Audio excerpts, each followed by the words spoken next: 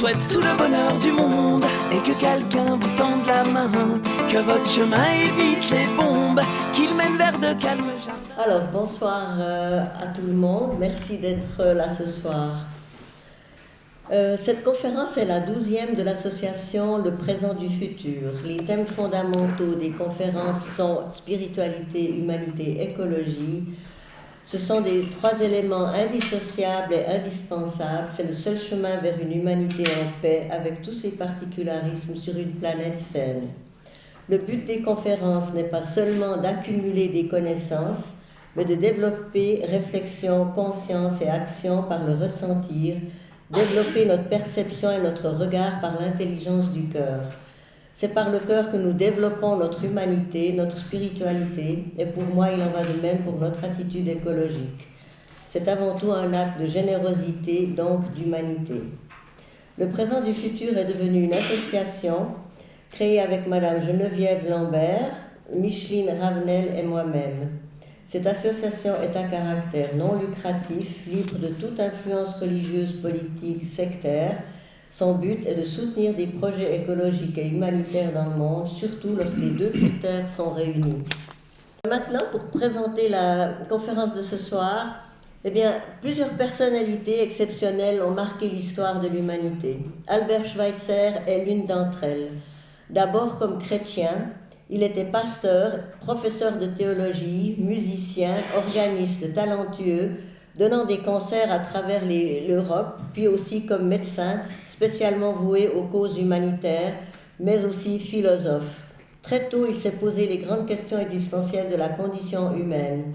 Mais c'est surtout son engagement en faveur de la nature qui a motivé la conférence de ce soir. Sa vie a été une vie de travail acharné, toujours au service de l'humanité, portée par une foi profonde. Son œuvre nous enseigne le courage, l'abnégation, la solidarité, la bienveillance.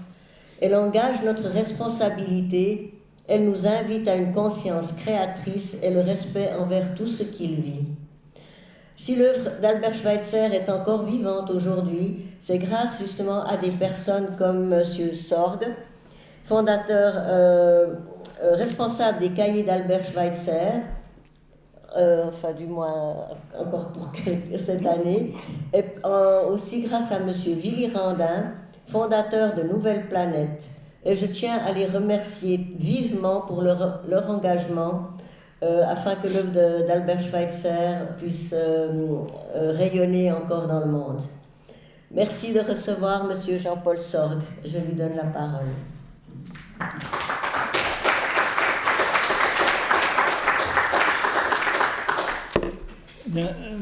Merci à vous d'avoir organisé cette conférence, donc en référence à l'œuvre d'Albert Schweitzer, une œuvre en partie méconnue, notamment pour ce qui est de son volet philosophique. Et c'est un de ces grands thèmes, le thème de la responsabilité, que je voudrais évoquer ce soir. Alors, merci aussi là à vous d'être venus là pour cette conférence. Et pour moi, d'être ici, ce n'est pas sans une certaine émotion, parce que ce n'est pas rien d'être à Lausanne. Je viens d'Alsace, donc d'être à Lausanne, d'être en Suisse. Donc en Suisse, donc en quelque sorte en dehors de l'Europe, ou du moins et d'une façon certaine en dehors de la zone euro. Et je crois qu'il y a une exception, suisse, pas en Europe, et l'exception suisse me paraît globalement plus positive que l'exception française. Vous savez que la France se targue d'avoir une culture ou un système politique, et notamment la laïcité, le principe de laïcité, se targue d'être exceptionnel, mais c'est assez pâle, je trouve, à côté de l'exception ou de la singularité suisse. Et puis Lausanne, parler de Schweitzer, Alors, il faut que vous sachiez que Schweitzer a séjourné à Lausanne, qu'il a habité à Lausanne, que sa femme, donc Hélène Breslau, Schweitzer, avec leur fille Rena, ils sont venus s'installer à Lausanne en 1933.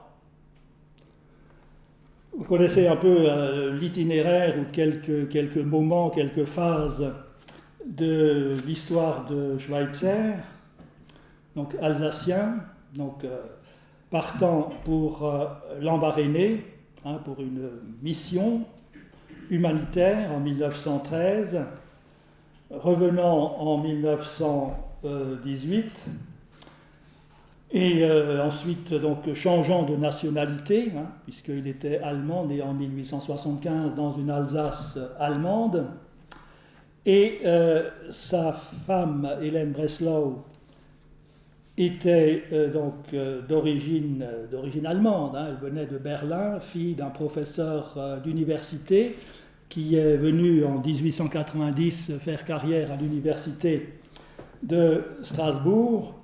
Et après-guerre, Schweitzer ne se sent pas à l'aise en Alsace, et avec sa femme aussi pour des raisons de santé, il décide de s'installer à Königsfeld, dans la Forêt-Noire, une station climatique à 800 mètres d'altitude qui convenait à Hélène Breslau. Donc à partir de 1923, Hélène Breslau et Rena Schweitzer habitent à Königsfeld. Schweitzer est reparti à l'Embarréné pour reprendre son hôpital, pour le reconstruire en 1924, et Hélène Breslau et sa femme et sa fille sont restés à Königsfeld.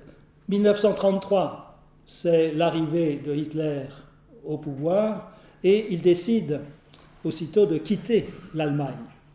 Et alors de s'installer où? Eh bien, en Suisse, à Lausanne. Et Schweitzer avait écrit « Il est bon pour la suite de sa formation que Rena, donc leur fille, vive dans un pays qui reste encore fidèle à un idéal d'humanité. » Vous voyez, telle était la vision que Schweitzer pouvait avoir en 1933 de la Suisse, et déjà d'une exception suisse au sein d'une Europe où le fascisme se développait et arrivait au pouvoir, et notamment donc, au pouvoir en Allemagne. Et donc il faut savoir que Schweitzer n'a plus mis les pieds en Allemagne de 1932, son dernier séjour, ses dernières conférences sur Goethe, de 1932 à 1948 ou 49. Et donc sa femme et sa fille ont habité à Lausanne dans un petit appartement, est-il dit dans leur courrier, un petit appartement au 15 avenue de Léman. Alors il faut le savoir, 15 avenue de Léman, là ont habité les Schweitzer. Et pour l'anecdote aussi, il est intéressant, je crois, de savoir qu'ils ont reçu pendant quelques jours Nehru, le jeune Nehru, a séjourné chez les Schweitzer à Lausanne. Et Nehru en fait état dans une lettre qu'il adresse à Schweitzer en 1951. Voilà, alors je ne sais pas s'il y a une plaque sur cette maison au 15 avenue du Léman. Je ne sais pas si c'est toujours la même maison. Je ne sais pas s'il y a une rue Albert Schweitzer à Lausanne. Non? Alors, vous voyez, il y a des raisons pour qu'il y ait une rue qui porte son nom. Donc, il y a là une raison historique. Voilà, donc c'est un peu aller sur les pas de Schweitzer que de se trouver ici à Lausanne. Et donc ils ont vécu à Lausanne jusqu'à la guerre et encore après la guerre. Lausanne était vraiment leur lieu d'habitation en Europe, jusqu'après la guerre. Ensuite ils ont rejoint l'Alsace, le village où Schweitzer a grandi, à Kunzbach, et ils ont aussi gardé, retrouvé intacte leur maison en forêt noire à Königsfeld. Mais enfin, la famille est passée par Lausanne, par la Suisse, et la fille, Rena Schweitzer, qui est décédée il y a 2 ans maintenant, en 2009, a reçu une éducation je crois, dans un lycée de Lausanne, et donc une éducation française ou francophone. Le thème de ce soir, responsabilité à l'infini. Alors, un peu la thèse que je voudrais exposer, mais très succinctement, c'est que la responsabilité, le principe de responsabilité est un principe majeur pour le XXe siècle, qui a émergé dans les consciences, qui a émergé dans l'histoire de la philosophie, et Schweitzer, je crois, est un moment de cette conscience, et de cette nouvelle éthique qui se définit essentiellement par le principe de responsabilité. Ça va de Schweitzer en 1923, déjà il expose ce principe, jusqu'à, si vous voulez, une référence qui est assez connue, Prinzip Verantwortung, le livre de Hans Jonas, philosophe allemand, américain, d'origine juive, donc qui a quitté l'Allemagne pour Israël, et ensuite il a fait une carrière dans les universités américaines.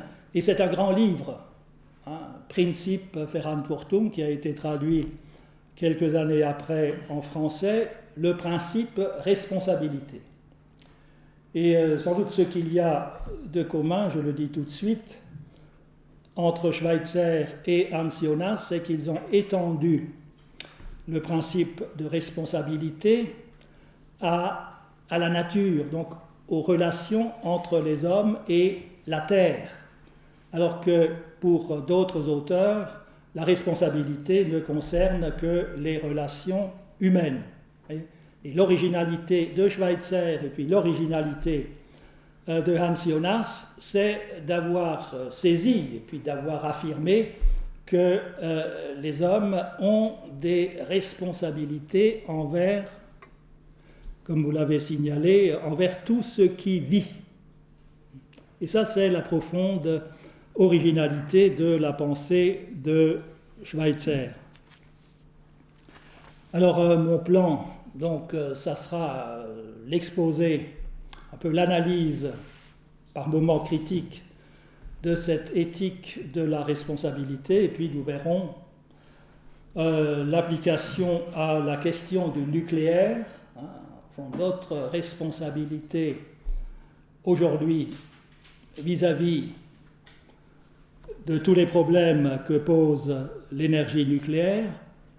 Et si j'ai du temps aussi, je parlerai du village hôpital de Lambaréné, qu'a réalisé Schweitzer, comme un exemple d'une réalisation qu'on peut appeler conviviale, selon les termes d'un autre grand philosophe, d'un penseur du XXe siècle, Ivan Illich.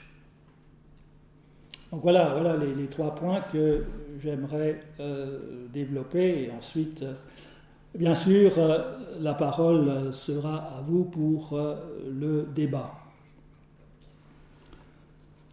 Alors partons de la définition que Schweitzer a donnée de l'éthique. L'éthique Alors faut-il partir de la définition en allemand? Ethik ist ins Grenzenlose Verantwortung gegen alles, was lebt. Ins Grenzenlose. Alors on a traduit que l'éthique est un sentiment de responsabilité élargi à l'infini envers tout ce qui vit. Plus nettement, c'est la reconnaissance, la prise de conscience, ou la reconnaissance de notre responsabilité élargie à l'infini envers tout ce qui vit. Donc l'éthique, c'est la responsabilité, c'est prendre ses responsabilités, c'est reconnaître ses responsabilités, les responsabilités de l'homme, des hommes, vis-à-vis de tous les autres vivants qui constituent ce que nous appelons la nature. Alors on connaît Schweitzer par son principe du respect de la vie. Alors Schweitzer, si on a de lui une idée philosophique ou une idée morale, voilà, c'est l'homme, du respect de la vie. Alors il y a un rapport étroit entre cette pensée du respect de la vie et la pensée de la responsabilité, et il ne faut pas les dissocier. Vous savez, l'expression originale, c'est Ehrfurcht vor dem Leben. C'est ce sentiment, au fond, de crainte, Furcht et de vénération devant le phénomène de la vie. Pas devant un phénomène qui nous dépasse infiniment, auquel nous appartenons, parce que nous sommes des êtres vivants. La première définition, la première conception que l'homme peut prendre de lui-même, c'est de se comprendre comme, non pas comme un être pensant, ça c'est aller trop vite, ça c'est Descartes, c'est la philosophie française, mais de se comprendre, je dirais, plus humblement, plus immédiatement, comme un être vivant qui est animé d'un vouloir vivre, et dans une multitude, parmi une infinité d'autres êtres vivants qui veulent vivre. Voilà la situation première, originelle de l'être humain. Et de là, tout de suite, cet impératif de partager la nature, non pas de la dominer, non pas de l'exploiter, mais chaque être vivant a sa propre dignité au sein de la création. Et donc nous avons, nous les humains, le devoir de respecter, de considérer le vivant et de le respecter. Alors le principe de l'Ehrfurcht vor dem Leben, au fond, exprime un sentiment qu'on pourrait appeler religieux ou quasi mystique, mais n'est pas par lui-même une éthique. Il n'y a pas de commandement. Ehrfurcht, c'est un saisissement, un ravissement, pas un saisissement devant le mystère de la vie qui doit me rendre humble et me faire comprendre que j'appartiens à la vie et non pas que j'en suis en dehors et que j'aurai pour mission, pour permission de la dominer et de me l'approprier. Donc, par lui-même, le principe, si je le formule en allemand, de Ehrfurcht vor dem Leben, de vénération, comme disait de préférence Théodore Monod, vénération, révérence of life, reverence of life en anglais, ou vénération de la vie, mais la traduction n'est pas absolument satisfaisante non plus. Mais il s'agit là d'un sentiment, et non pas directement d'une éthique. Mais si déjà je traduis en français Ehrfurcht par respect, je suis davantage dans une éthique, puisque là, il y a un commandement implicite, c'est de respecter la vie.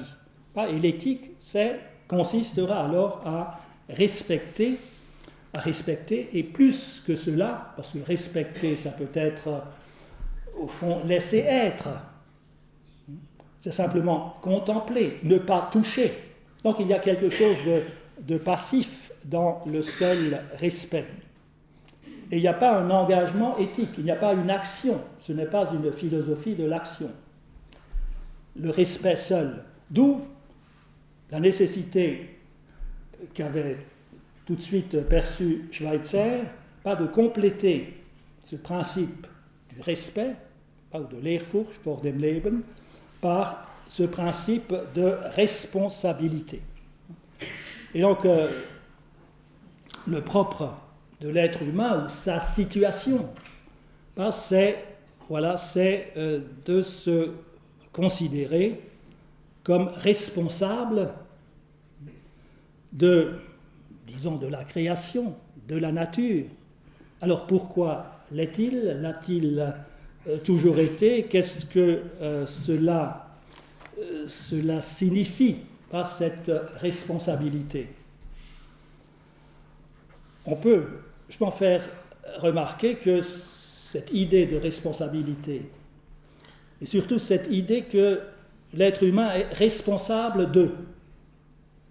du monde, c'est une idée du XXe siècle, c'est au fond une idée qui n'a pas pu apparaître clairement dans les époques antérieures, parce que c'est au XXe siècle que s'affirme pleinement la puissance technique, industrielle des hommes sur la nature.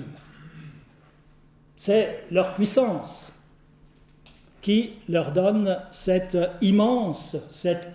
responsabilité illimitée vis-à-vis de la nature, vis-à-vis de l'environnement, vis-à-vis de la création. Parce qu'au fond, dire que l'homme est responsable du monde, qu'est-ce que ça veut dire? Comment peut-il être, lui, créature responsable de la création? Au fond, c'est Dieu, par définition, par constitution, qui est responsable de l'univers.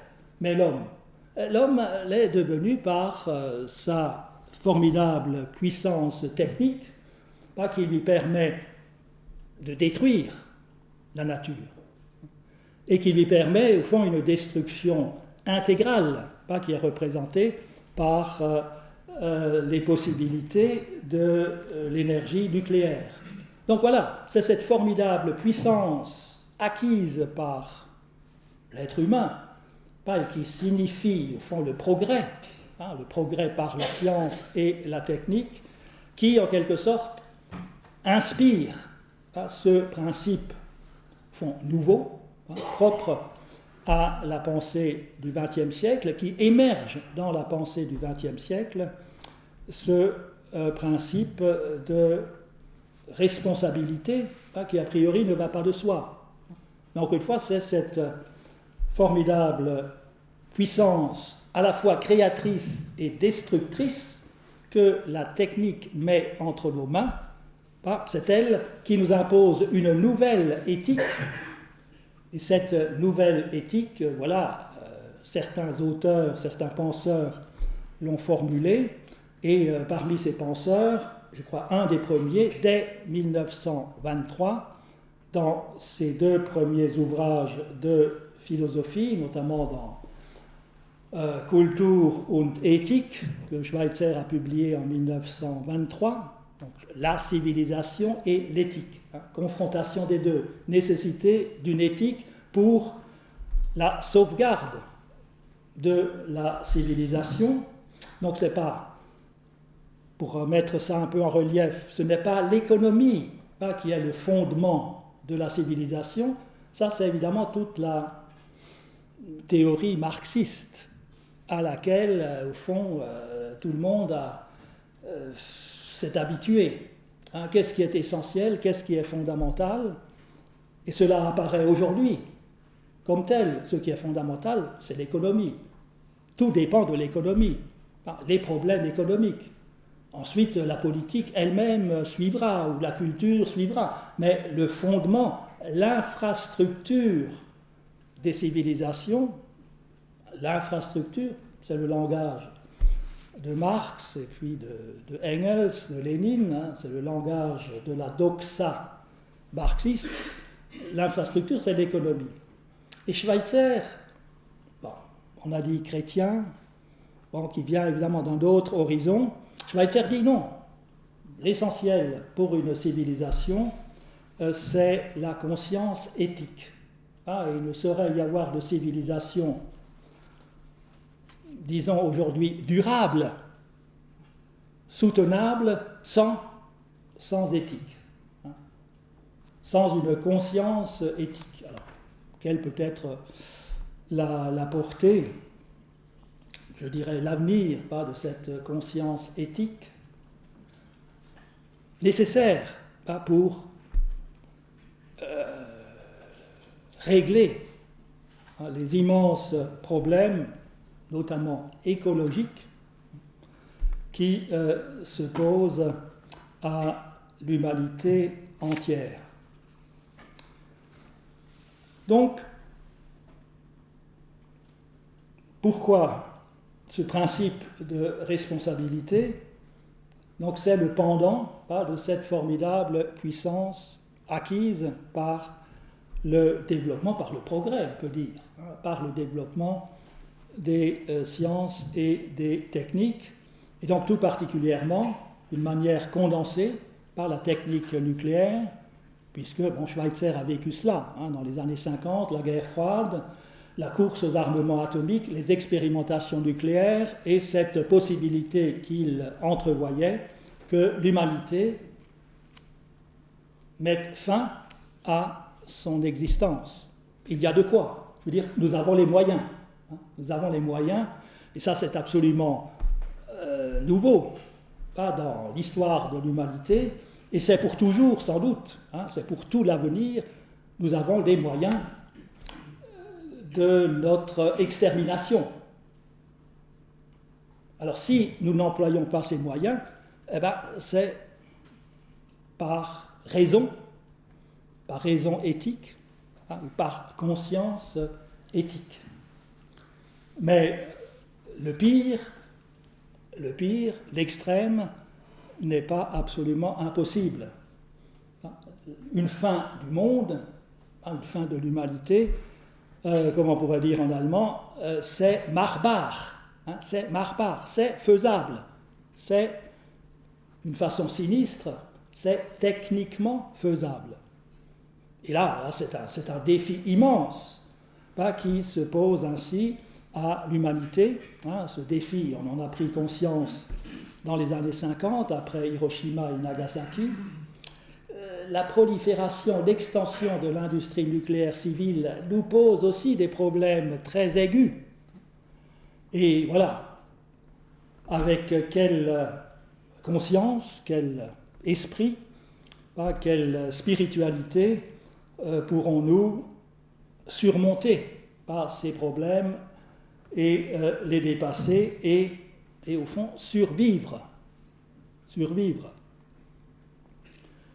J'ai parlé de ce livre de Hans Jonas, Prinzip Verantwortung.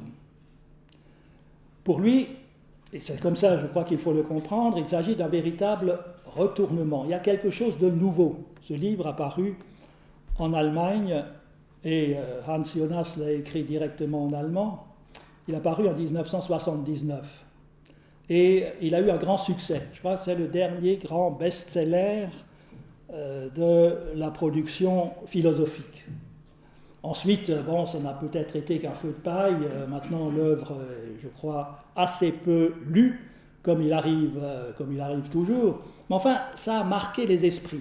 Et on a senti qu'il y avait là comme un tournant qui s'annonçait. Et Hans Jonas avait écrit le principe responsabilité contre un autre livre qui s'appelle le principe espérance. d'un philosophe marxiste allemand, Ernst Bloch, Prinzip Hoffnung. Alors, vous voyez l'opposition, la différence, l'écart entre un principe espérance et un principe responsabilité.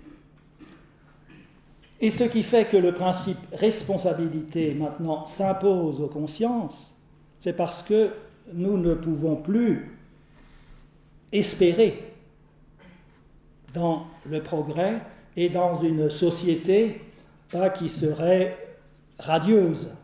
Nous ne pouvons plus espérer dans un avenir radieux. C'était la grande promesse du communisme, donc du marxisme. Et le marxisme, le communisme, est au fond la dernière religion du salut. Et jusque-là, et porté par le christianisme, il y avait cette espérance. Christianisme, religion du salut. Et l'espérance comme une vertu théologale essentielle, fondamentale. Et puis, c'est une vertu nécessaire. Sans espérance, comment peut-on continuer à vivre, etc. Donc, l'espérance est chevillée au cœur de l'être humain, certes. Mais pensez aussi selon un peu l'esprit du progrès, que ça ira toujours mieux, que nous pouvons espérer. Maintenant, nous souffrons, mais demain, voilà, tous ces problèmes seront résolus. Demain, on rasera gratis, pour dire les choses d'une manière évidemment très simpliste. Mais bon, il y avait cette espérance dans les peuples. En Russie, les Chinois, etc., c'est l'espérance de la révolution et d'un monde meilleur, de la réalisation d'un monde idéal, par la révolution qui réalisera la justice et la paix sur la terre. Et le philosophe Ernst Bloch, encore dans les années 50 et aux États-Unis, il formule encore cet espoir-là dans son Prinzip Hoffnung. Et Hans Jonas dit autre chose et annonce autre chose. Nous ne pouvons plus croire avec enthousiasme au progrès et que le progrès va résoudre les problèmes et que demain, après-demain, ça sera formidable. Ça sera formidable pour nos petits-enfants. Ce que nous pouvons viser maintenant, c'est de survivre, de faire en sorte que l'humanité puisse survivre, c'est de songer aussi aux générations qui viendront après nous et de leur permettre une vie humaine qui soit digne, qui soit vraiment vivable. Parce que nous prenons conscience que nous épuisons par l'exploitation industrielle, nous épuisons les ressources minières, nous épuisons les ressources énergétiques. Que va-t-il rester à nos enfants, à nos petits-enfants, aux générations? Nous sommes formidablement endettés vis-à-vis de ces générations, puisque nous aurons exploité presque la totalité des ressources. Nous épuisons la planète. Depuis quelques générations, nos sociétés industrielles épuisent la planète. Donc, formidable endettement. Et au fond, l'endettement financier, là, qui panique l'Europe, ce n'est peut-être, ce n'est rien à côté de cet endettement vis-à-vis des générations qui viendront, pas génération de nos petits-enfants, mettons, parce que leur restera-t-il? D'où, donc, conscience aiguë de notre responsabilité vis-à-vis de la nature, vis-à-vis des baleines. Il faut sauver les baleines, il faut sauver toutes ces espèces qui sont en voie de disparition. C'est scandaleux, c'est criminel de réduire, comme nous le faisons, la diversité biologique. Et puis ça se retourne contre nous.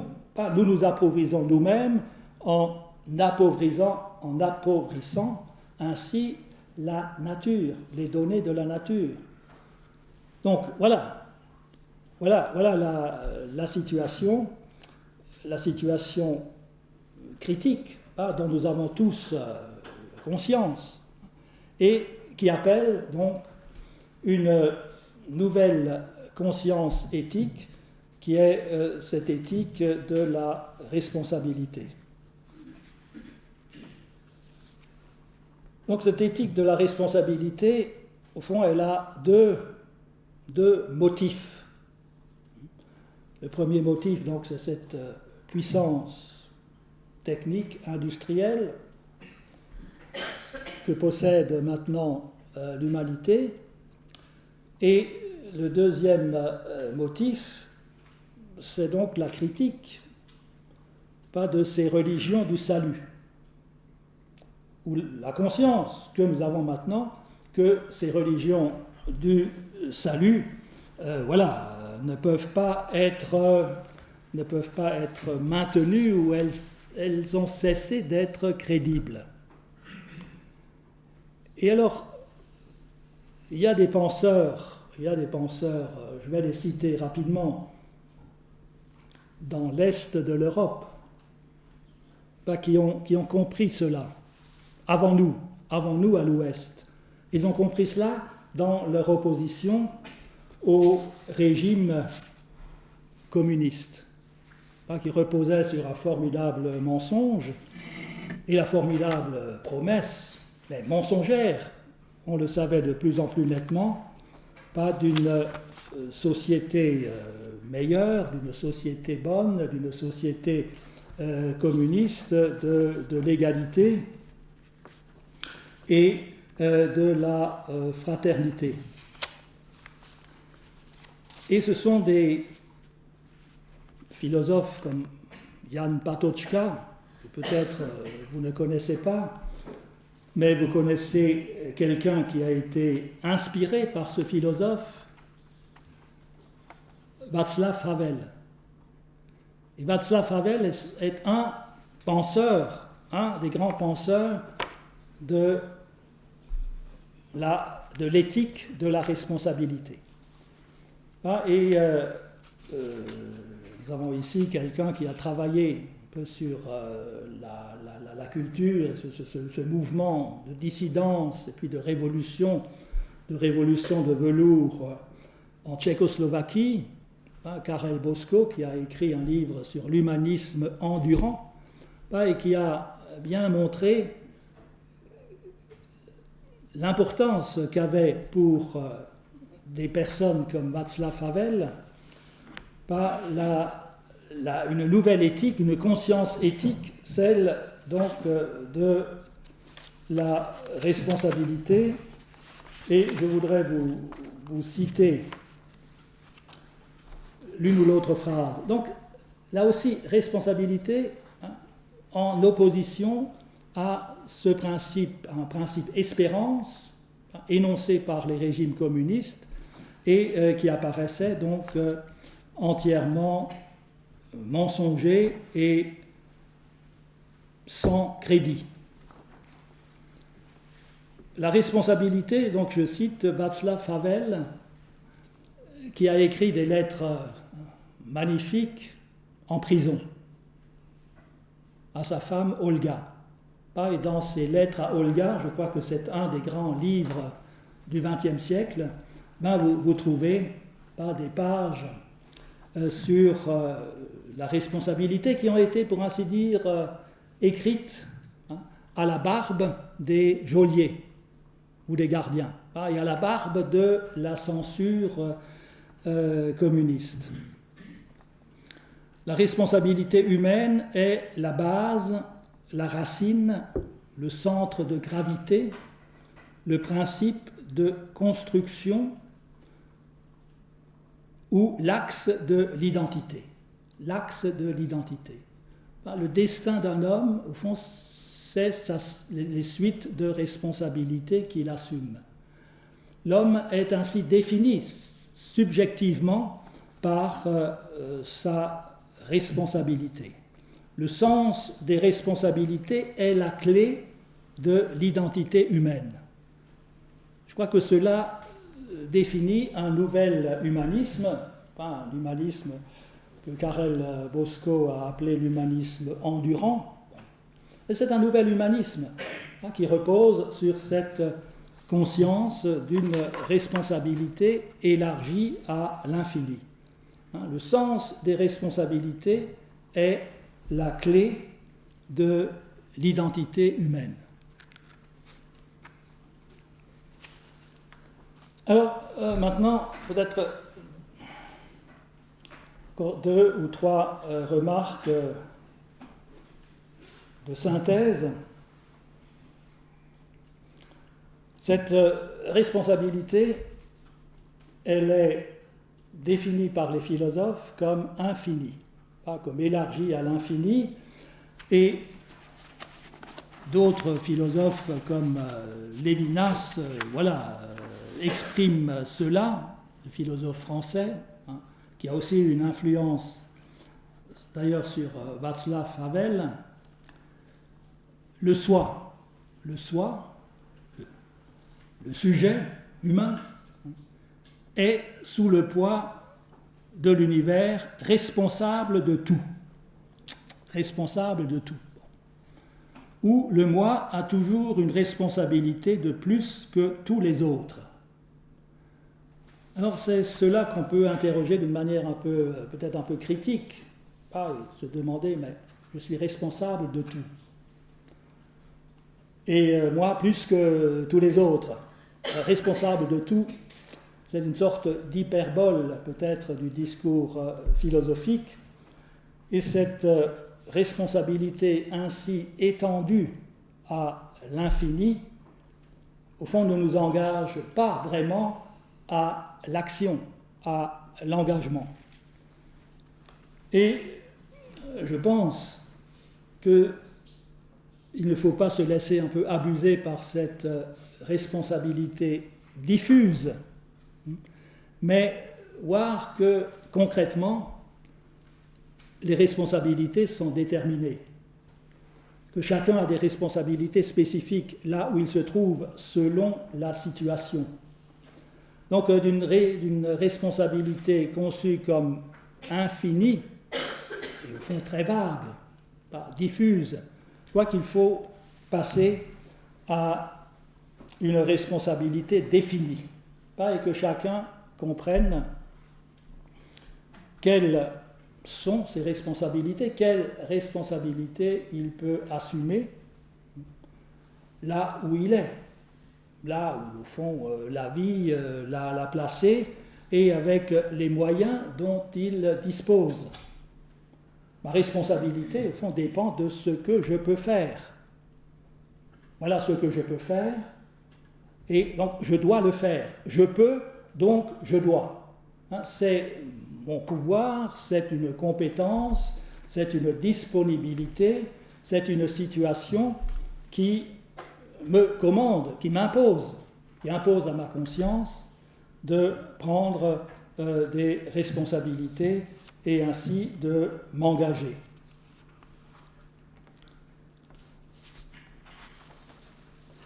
Et ce n'est que dans cette perspective de l'action et de l'engagement qu'il y a une éthique et qu'il y a une conscience véritablement éthique et qui inspire alors des conduites responsables et des actions responsables. Alors pour éclairer cela, prenons pour les deux exemples d'engagement, et des engagements donc commandés par cela, cette conscience, je peux faire ça, donc je dois. Ou aussi, je dois, et donc je dois pouvoir, il faut que j'y aille.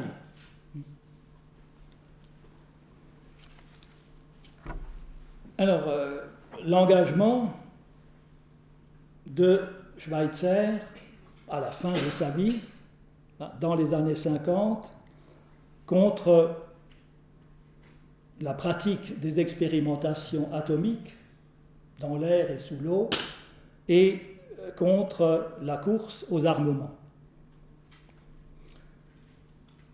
Schweitzer, c'est 3 guerres dans une vie. C'est la Première Guerre mondiale, et d'ailleurs, sans doute, dans la mémoire familiale, la guerre de 70, entre l'Allemagne et la France, avec la défaite de la France, et donc l'Alsace rattachée à l'Empire allemand. Donc il y a cette guerre dans la mémoire familiale, il est né en 1875, la guerre de 70-71, 1870-71. Il y a l'expérience de la guerre de 14-18, où il se trouve en Afrique, à Lambaréné. Il est arrêté comme citoyen allemand dans une colonie française, le Gabon, et puis envoyé en France, interné dans des camps. Ça, c'est le destin, un aspect du destin des Alsaciens. En 1939, il débarque en Europe, mais se rend compte que la guerre est imminente. Il repart par le prochain bateau, et effectivement, la guerre va éclater, la Deuxième Guerre mondiale, et il sera pendant ce temps-là à Lambaréné, où il essaiera de maintenir en fonctionnement son hôpital. Et la Deuxième Guerre mondiale terminée, voilà, s'esquisse déjà une guerre froide, et la guerre entre les deux camps, le communisme, le camp des pays démocratiques, capitalistes, libres, donc voilà, et évidemment avec la course des deux grandes puissances, l'URSS et les États-Unis, la course aux armements atomiques. Schweitzer a eu le prix Nobel de la paix. Il lui a été décerné en 1952. Non, le prix lui a été décerné en novembre 1953 à titre rétrospectif pour l'année 1952. Donc Schweitzer, prix Nobel de la paix 1952. Il a eu ce prix Nobel de la paix pour son œuvre intellectuelle de penseur en philosophie, en théologie, son œuvre d'écrivain, et pour son œuvre médicale, humanitaire à Lambaréné. Et souvent, on s'imagine qu'il a reçu le prix Nobel pour récompenser son engagement contre le nucléaire. Non, ça viendra plus tard. Et c'est sous la pression, parce que il a une aura internationale, grâce à ce prix, et voilà, on le célèbre, il est connu dans le monde entier, dans les années 50, un peu grâce aussi au voyage qu'il avait fait aux États-Unis. Donc là, il y a une sorte de mythe Schweitzer qui est fabriqué par les médias. C'est une des premières grandes fabrications d'un mythe, disons moderne, par les médias. Et il est pressé par différentes personnes, aussi par un Américain, Norman Cousins, etc., par des amis. Voilà, écoute, toi qui as une formidable autorité morale dans le monde, il faut que tu élèves ta voix contre ce péril qui peut mettre l'humanité en danger, qui met l'humanité en danger. Il faut que tu élèves ta voix, il faut que tu fasses quelque chose, que tu interviennes.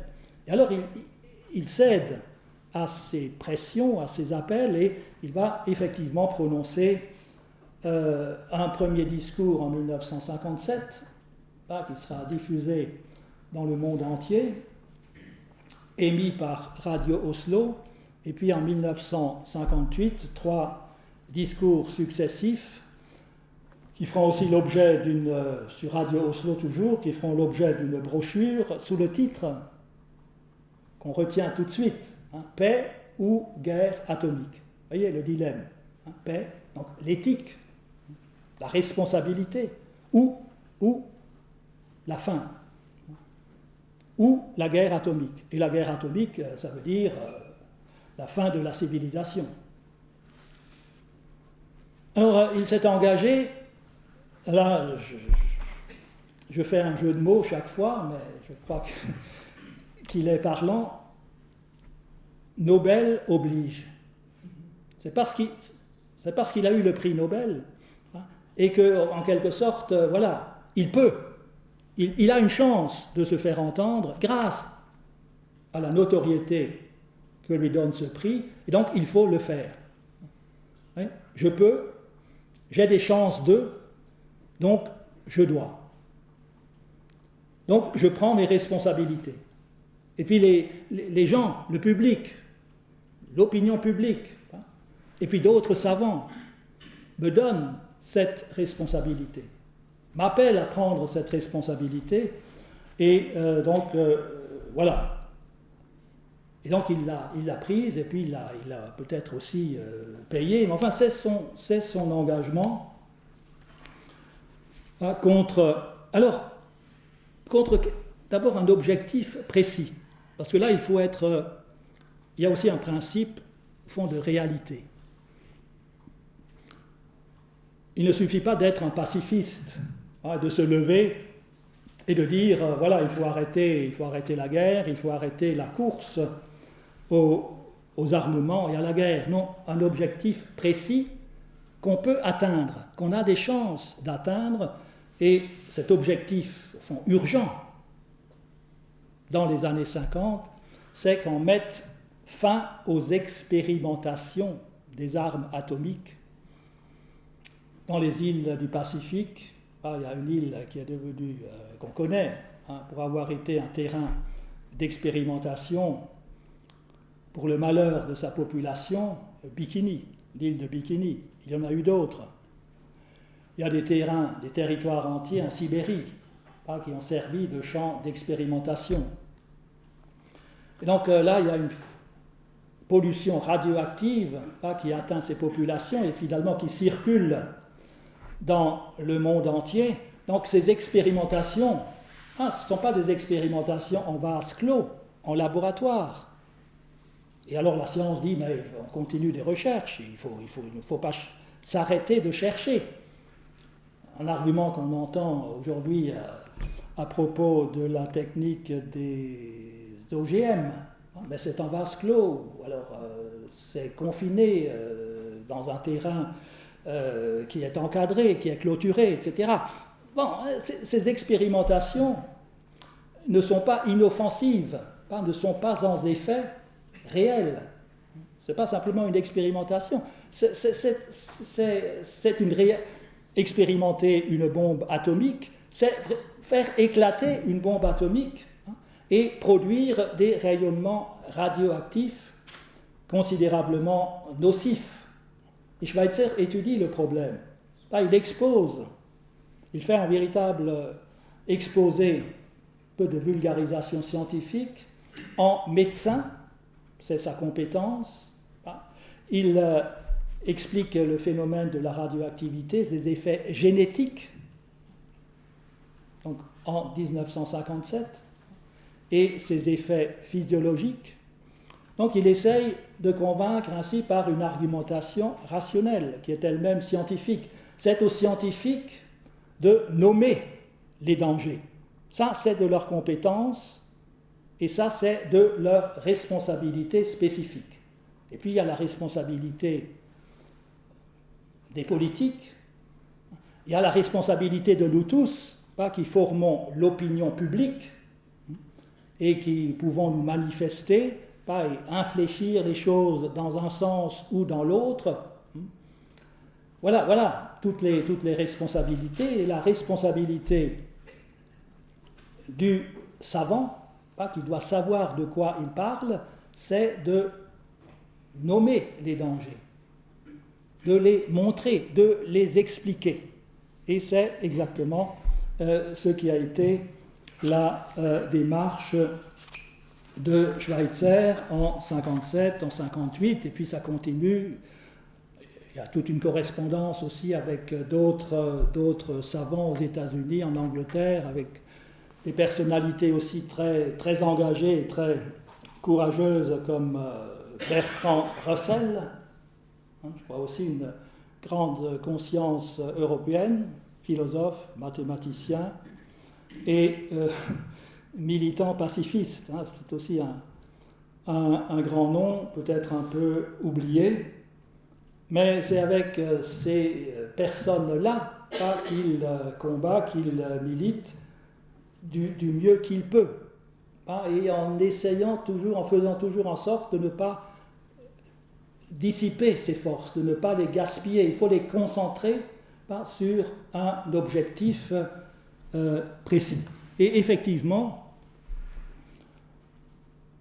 pour toutes sortes de raisons, peut-être pas uniquement parce que des savants ont élevé la voix, mais aussi par des calculs politiques, un accord finit par être conclu à Moscou, l'accord de Moscou en 1963, qui met fin à la pratique des expérimentations des armes atomiques, du moins dans l'atmosphère et dans l'eau, mais pas encore sous terre.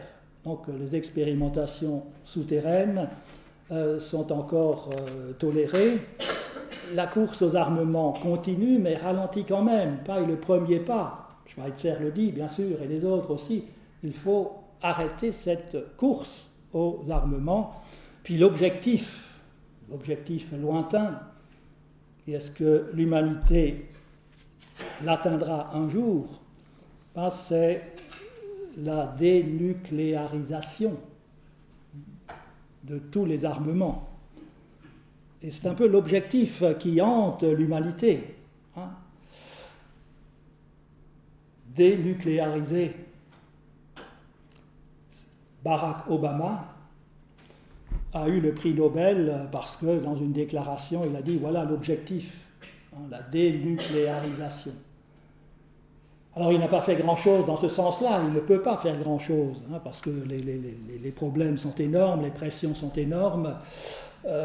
L'Iran va peut-être se doter d'une arme nucléaire, etc. Qu'est-ce qu'on fait voilà. Mais nous savons tous, l'humanité sait qu'il faudrait sortir du nucléaire. Le pourra-t-elle un jour?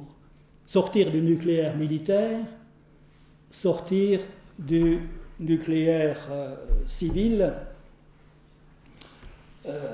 Voilà. Nous sommes dans cette problématique-là. Et vous savez, les énormes pressions qui s'exercent en France, le pays qui a développé le plus l'industrie nucléaire, pour que les écologistes et les socialistes ne s'accordent pas, s'ils arrivent au pouvoir, à sortir du nucléaire, ou alors le plus tard possible. Et puis il faut dire aussi qu'il y a un principe de réalité, qu'il y a aussi une sorte de principe une éthique de responsabilité. Je ferai une nuance peut-être un peu tirée par les cheveux entre une éthique de la responsabilité et cette éthique de responsabilité au cœur de l'action. Il est clair qu'un homme politique ne peut pas décider, on ferme d'ici un an toutes les centrales nucléaires. Donc il faut planifier ça. Il faut tenir compte des intérêts économiques. Il y a des milliers d'emplois en jeu, semble-t-il, et ça aussi, c'est à prendre en compte. Et puis il y a le prix, le coût de l'énergie, ceci, cela, c'est complexe. Il y a toujours un principe, une éthique de responsabilité, qui vient un peu freiner l'éthique fondamentale de la responsabilité. Un exemple aussi pour illustrer cela, j'ai entendu il y a 2 jours le ministre de l'Agriculture en France dire à la radio « Oui, bien sûr, il faut développer l'agriculture biologique. Une agriculture responsable. raisonnable et respectueuse de l'environnement. Mais, alors il y a toujours le mais on ne peut pas le faire tout de suite. Ça ne peut être que progressif. Et puis, nos agriculteurs qui ont développé des techniques, etc., et qui ont fait du rendement, voilà, on ne peut pas les arrêter tout de suite. Donc, vous voyez, tout de suite, il faut freiner et modérer ce que l'on estime souhaitable et nécessaire. Une agriculture respectueuse et responsable. Mais éthique de responsabilité au cœur de l'action, je ne peux pas faire ça tout de suite. Il faut aussi que je tienne compte de toutes les données, de tous les facteurs de la réalité.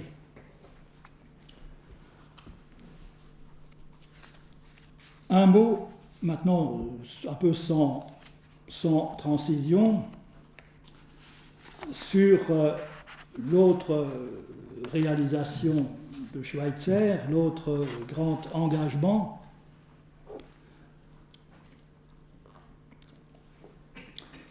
l'engagement humanitaire.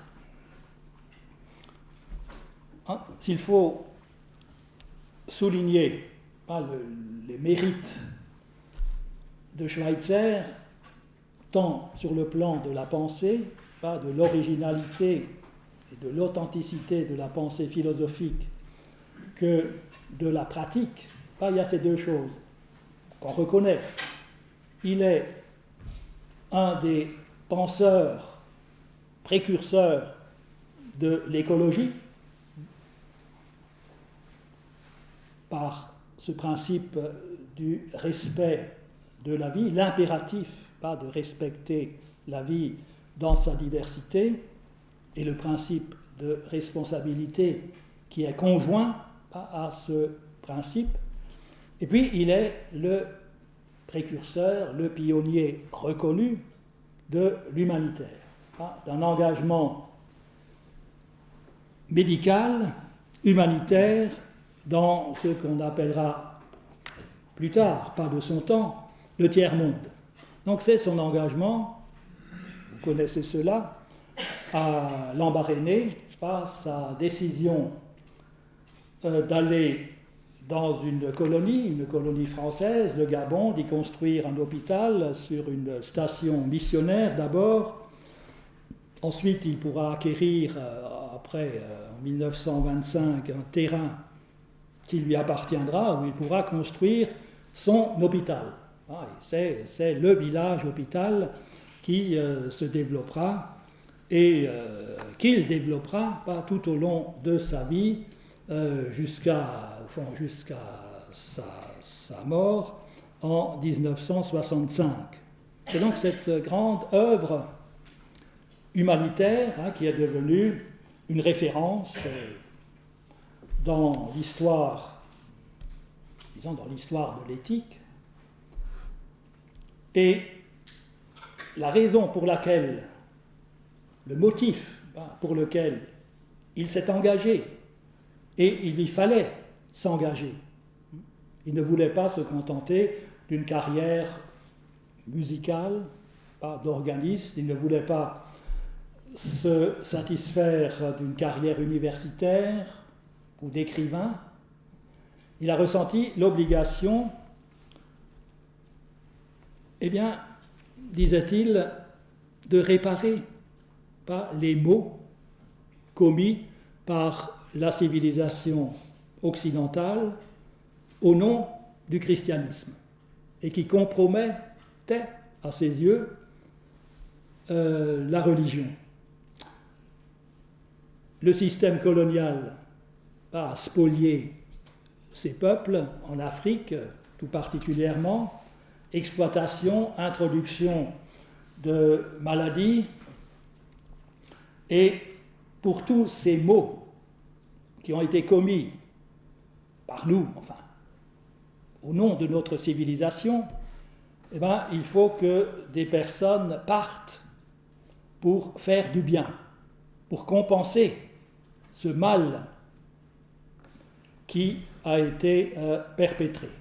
Donc une faute énorme, disait-il, pèse sur nous et sur notre civilisation. En allemand, eine große Schuld.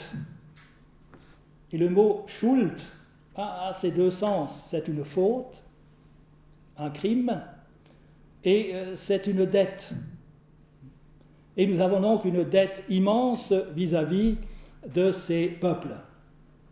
Et lui, donc, il voulait donner l'exemple, il s'est ainsi engagé, mais il y avait d'autres, déjà, des missionnaires, et puis aussi des médecins. Mais lui, spécialement, il a voulu partir comme médecin parce qu'il connaissait la détresse sanitaire de ces populations, et en particulier de la population au Gabon. Et de là aussi cette sorte de raisonnement qui s'ajoute, nous avons, nous, les moyens techniques, alors, de guérir par notre médecine. Alors, nous devons partager, nous devons donner ces moyens ou les employer là auprès de ces populations. Nous avons les moyens, donc responsabilité, nous devons. Et il a donc construit cet hôpital, d'abord sur la station missionnaire, ensuite sur donc un terrain lui appartenant. Et cet hôpital a pris de plus en plus d'extension. Et ce qui est remarquable, et ce qu'il n'avait sans doute pas envisagé au départ, c'est que cet hôpital donc, est devenu un village hôpital qui s'est intégré un peu dans la culture de la population, un peu à hauteur de la population. Et ce n'est pas une clinique qu'il a construit, mais quelque chose qui ressemblait à ces villages indigènes qui étaient disséminés dans la forêt. Quelque chose de plein pied avec la culture, appelons-la indigène, la culture du lieu. Et c'est ça, sa grande originalité, c'est de ne pas avoir cherché à construire quelque chose de moderne, pas une clinique. Et clinique, je l'écrirais C-L-E-A-N-I, clinique. Et alors cela lui a été reproché, surtout alors dans les années 50 et vers la fin de sa vie, parce que ce village hôpital, qui était un peu comme un village indigène, n'obéissait pas du tout à certaines règles de modernité, d'hygiène. Dans cet hôpital aussi, les chèvres, les gazelles, les pélicans se promenaient en toute liberté au nom du principe du respect de la vie. Alors c'était en même temps, il était un peu un vétérinaire, il recueillait les animaux de la forêt qu'on lui amenait, qui étaient blessés, etc. Enfin, c'était aux yeux de certains regards occidentaux qui voulaient la modernité, qui voulaient l'hygiène, c'était quelque chose de scandaleux, c'était un peu bordélique, si vous me permettez l'expression, ce village hôpital. Et c'est ce qui fait aussi son originalité, c'est qu'il permettait, il demandait même à la famille d'un malade, à son entourage, de venir à l'hôpital. Et donc à l'hôpital, il n'y avait pas de service de réfectoire ou de service assuré par des aides-soignants, mais c'est les personnes accompagnant le malade qui s'occupaient de lui, qui s'occupaient de sa nourriture, qui s'occupaient de sa literie, souvent. Et donc il mobilisait ainsi la population. Et il les responsabilisait, parce qu'il leur demandait alors aussi à ses gardiens, lorsqu'ils étaient inoccupés, de lui donner un coup de main sur le chantier. pour réparer une baraque ou pour construire une nouvelle installation. Ce qu'on lui a reproché, on dit aussi, mais tu ne les payes pas, là, ces ouvriers. Non, à l'époque, il n'y avait pas ce système du salariat, de la sécurité sociale, etc. Ça allait de soi qu'on se donne ainsi des coups de main et qu'on vienne aider. Donc cette entraide, c'était absolument sans aucune, sans aucune réglementation. Mais à l'époque, ça passait. Ça passait encore dans les années 50 et dans les années 60. Après sa mort, il a fallu changer, il a fallu respecter les règles administratives, des ministères de la santé du nouvel État gabonais, etc. Vous voyez, mais Schweitzer a pu réaliser cela et a pu improviser cela. C'est une sorte d'improvisation sur le terrain. Et c'est quelque chose d'original. Je crois qu'il peut nous faire réfléchir. Parce qu'il a refusé d'instinct, parce que, c'était un enfant aussi de la campagne, de Gunsbach. Il a refusé certaines formes de la modernité, certaines formes du progrès. Ainsi a-t-il refusé jusqu'au bout l'installation du tout électrique. Mais, disait-il, si je mets l'électricité partout, comment est-ce que je vais la payer? Est-ce que ça sera fiable, etc. Et puis je serai dépendant de ceci, de cela. Il veillait à être au maximum indépendant, financièrement, économiquement.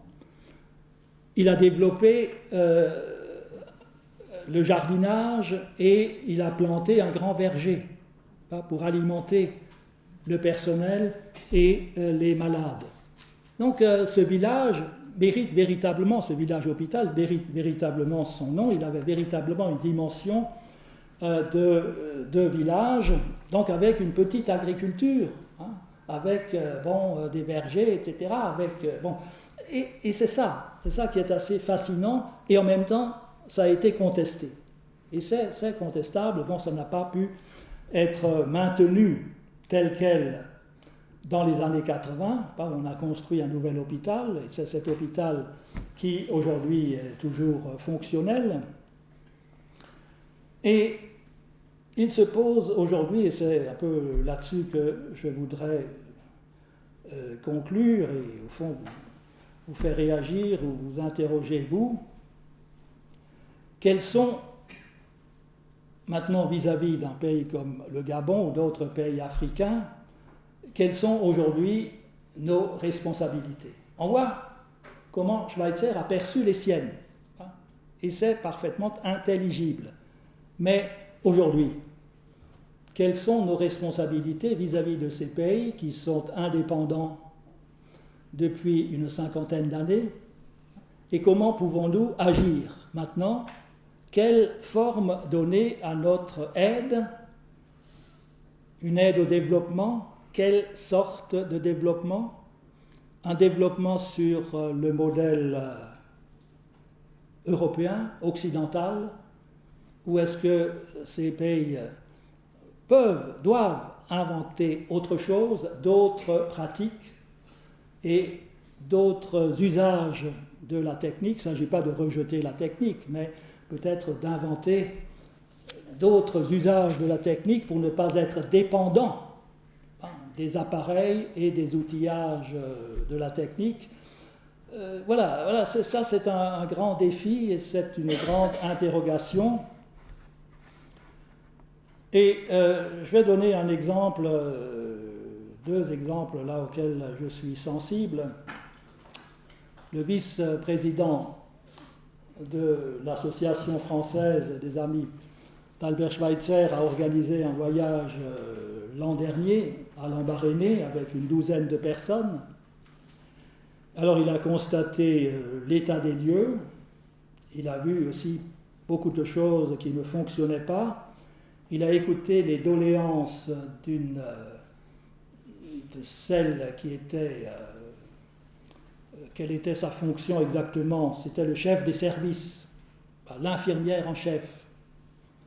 Et alors l'infirmière en chef a dit que, voilà, écoutez, nous avons des problèmes, il nous faudrait, ça serait bien que nous ayons des piluliers.